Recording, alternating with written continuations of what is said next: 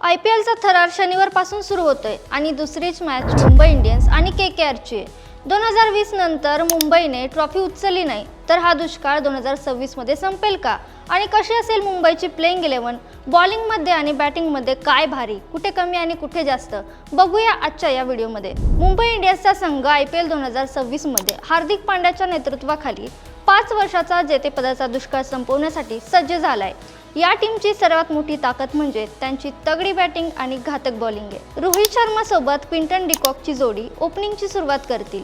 मिडलमध्ये सूर्यकुमार यादव, तिलक वर्मा आणि हार्दिक पांड्या समोरच्या टीमला धडकी भरवण्यासाठी पुरेसे आहेत। बॉलिंगमध्ये जसप्रीत बुमराहच्या सोबत ट्रेंट बोल्ट आणि दीपक चहर आल्याने बॉलिंग पण स्ट्रॉंग झाली आहे। पण दीपक चहरची दुखापत मुंबईसाठी डोकेदुखी ठरू शकते। मुंबईची खरी कमजोरी कुठे आहे तर ताफ्यात फक्त स्पेशलिस्ट स्पिनर नाही, जो स्लो पिचवर त्यांच्यासाठी डोकेदुखी ठरू शकते। विल जॅक्स आणि मिचेल सँटनर संघाला बॅलन्स ठेवत असले तरी बुमराह किंवा चहरला दुखापत झाल्यास बॉलिंगमध्ये अडचण येऊ शकते। जर स्पिनरची उणीव आणि दुखापतीचं संकट टाळलं तर रोहित, सूर्या, बुमराहची ही पलटण 2026च्या ट्रॉफीवर नाव करण्यासाठी सज्ज झाली आहे।